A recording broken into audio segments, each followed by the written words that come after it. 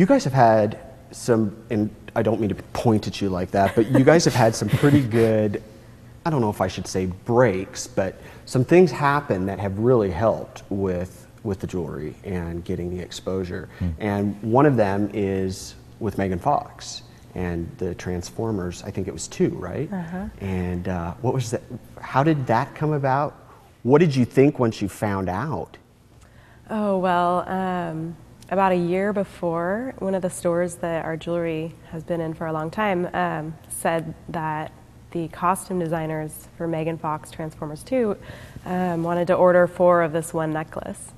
And I didn't think I thought, oh, that's really exciting, but sometimes those things don't pan out the way you think. So I just kind of kept it in the back of my head. And about a year later, somebody mentioned something about that movie, and I said, oh, is that coming out soon? And looked up the preview and online, and sure enough, in the trailer preview, there she was for a long time, wearing the necklace in the preview. And you guys didn't even know until you discovered it on your own. Now, they didn't have to let you know, I guess, that they were using that, because they could just buy it at one of the stores or something. Well, they bought or 4. online. Yeah. Okay.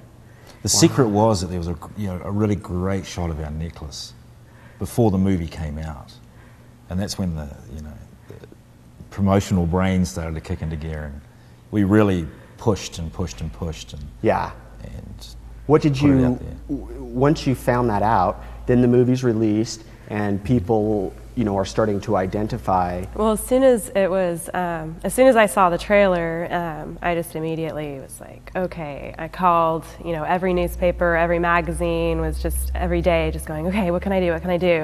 All day long into the night, just trying to get the word out that it was gonna be in the movie.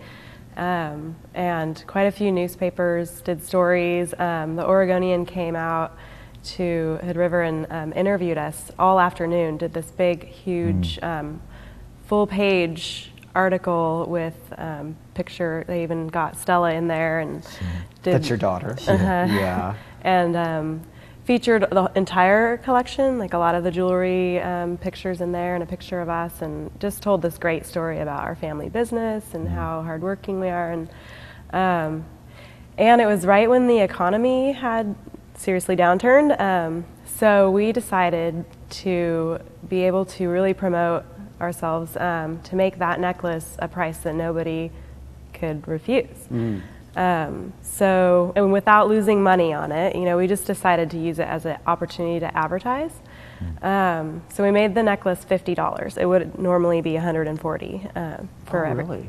So it's just, we limited it to just that necklace. You could get 1 letter and $50. And it just, first the Oregonian came out, and we were just completely slammed with orders for everything in the collection. And then Entertainment Weekly. As soon as that, we started getting our head around those orders, then Entertainment Weekly featured the necklace, and that was just that blew our socks unbelievable. Off. Yeah. It was like an order a second. Did they feature the same necklace then that Megan Fox had worn, the same style? And, okay. And it was just a picture of the necklace, description, and our website, and it was just crazy. I mean, we were so busy that we were kind of like thinking, make it stop, like it was just, it was literally like every second an order for that necklace, or really, and the phone ringing off the hook, and emails every second, and it was unbelievable. So obviously it was a life changer and a huge change in your business too, and the success of the business,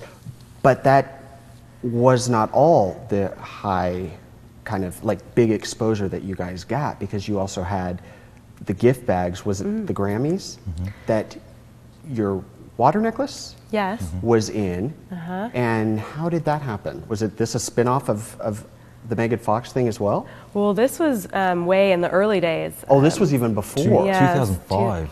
Oh, okay. Yeah. So that happened even before Megan Fox. Yeah. Did that one have any kind of effect, like? That was our first press that we ever got. I think it really comes down to getting the press, getting the editorial features, and then people see that, and that's really how it equates to business.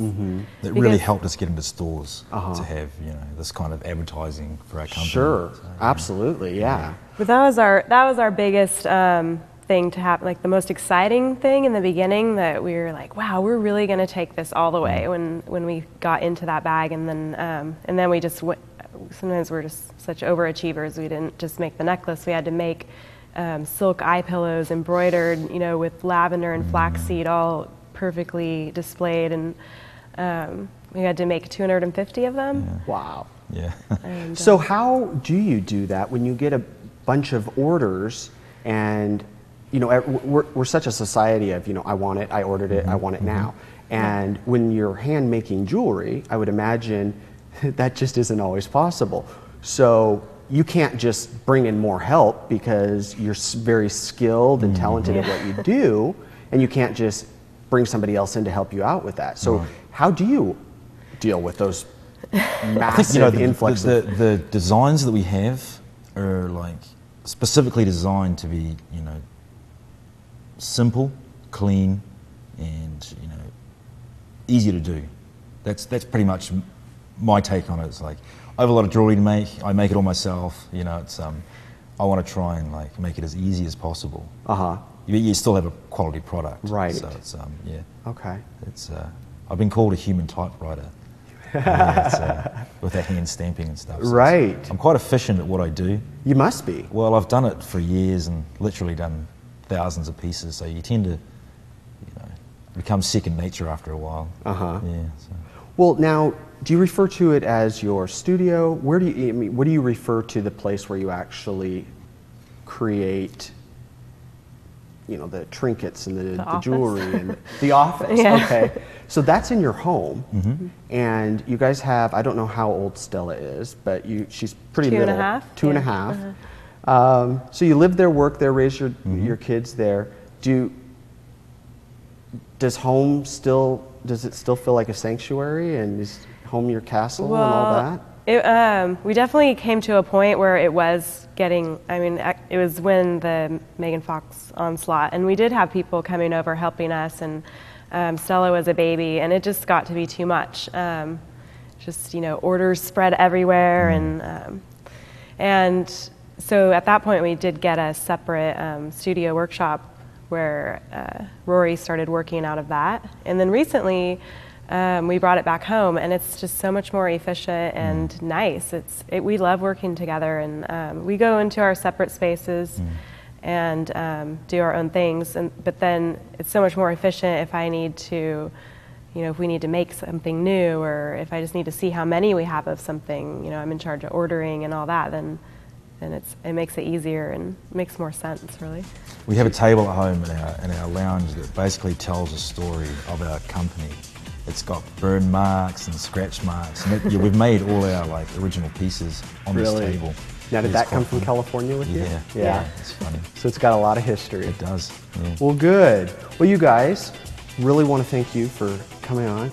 You guys, thanks for watching. We're out of time. We'll see you next time right here on Local Light.